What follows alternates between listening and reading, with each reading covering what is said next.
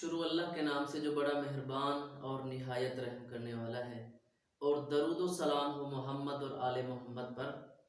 آج جو ہمارا ٹاپک ہے وہ ہے ہدف، زندگی کا ہدف۔ کہتے ہیں کہ ہدف زندگی سے زیادہ اہم ہوتا ہے۔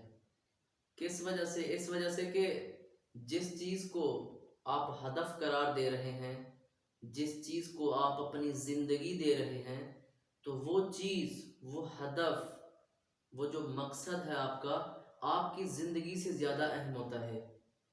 کیوں؟ کیونکہ آپ اپنی زندگی کا ہدیہ دے رہے ہیں اس ہدف کو پانے کے لیے۔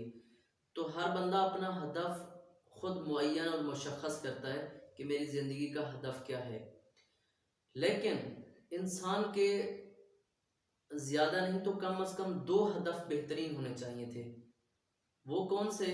چونکہ ہمارا ٹاپک بچوں کی تربیت کے حوالے سے تھا تو وہی ہم اشارہ کریں گے۔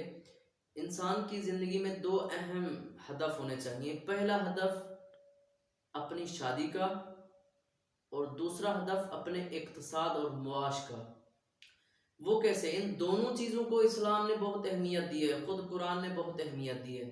یعنی شادی جہاں آپ کرنا چاہ رہے ہیں، آپ کا ہدف یہ ہو، اگرچہ خوبصورتی، دیانتداری، دینداری، یہ ساری چیزیں مد نظر ہوں، لیکن ساتھ میں یہ بھی ہو کہ جس لائف پارٹنر کو ہم اپنا بنا رہے ہیں وہ کیسا ہے، اس کی عادات کیسی ہیں، اس کی خصائل کیسی ہیں، تمام خوبیوں کو دیکھتے ہوئے آپ نے مد نظر رکھتے ہوئے اس کو سلیکٹ کرنا ہے۔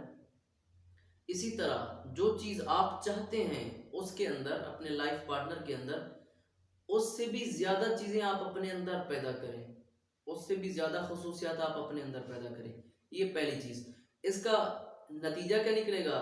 جو آپ کا ساتھی ہوگا، جو آپ کا ہم سفر ہوگا، آپ کا لائف پارٹنر ہوگا، اگر اس میں اچھی خصوصیات ہوں گی تو وہ اس دنیا میں آنے والے جو بچے ہوں گے آپ کے، وہ بہت اچھے ہوں گے ان کی وجہ سے۔ ایک نتیجہ یہ نکلے گا، اور جب بچے اچھے ہوں گے تو صاف ظاہر ہے ان کی زندگی بھی اچھی ہوگی، اور وہ آپ کا آخرت کے لیے بھی ایک سرمایہ ہوں گے وہ بچے، اور آپ کی عزت بھی ہوں گے معاشرے میں۔ دوسری چیز جو آپ کا ہدف ہونا چاہیے وہ ہے حلال معاش، یعنی اقتصاد۔ آپ کا اقتصاد جب تک اچھا نہیں ہو سکتا، آپ یاد رکھیں، میں بھی یاد رکھوں، جب تک ہمارا اقتصاد اچھا نہیں ہوگا ہم اچھے دیندار نہیں بن سکتے۔ جب تک ہم اپنے پاؤں پہ کھڑے نہ ہوں، اگرچہ رزق اور روزی خداوند متعال کے ہاتھ میں ہے، لیکن ہمیں تھوڑی بہت ایفرٹ کرنی چاہیے، سٹرگل کرنی چاہیے، تاکہ ہم حلال معاش کو کما کر اپنی زندگی کو بہتر بنا کر اچھی خدا کی عبادت کر سکیں۔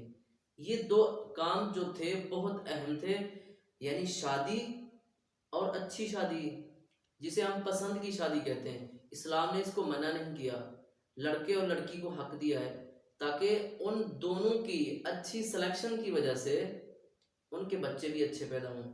دوسری چیز وہی معاش ہے کہ اگر آپ نے اپنا معاش کا ذریعہ اچھا اور حلال طریقے سے اپنایا تو آپ کی زندگی بھی اچھی گزرے گی، آپ یہاں پر بھی باعزت رہیں گے، اور قیامت کے دن بھی آپ باعزت رہیں گے۔ والسلام علیکم ورحمۃ اللہ۔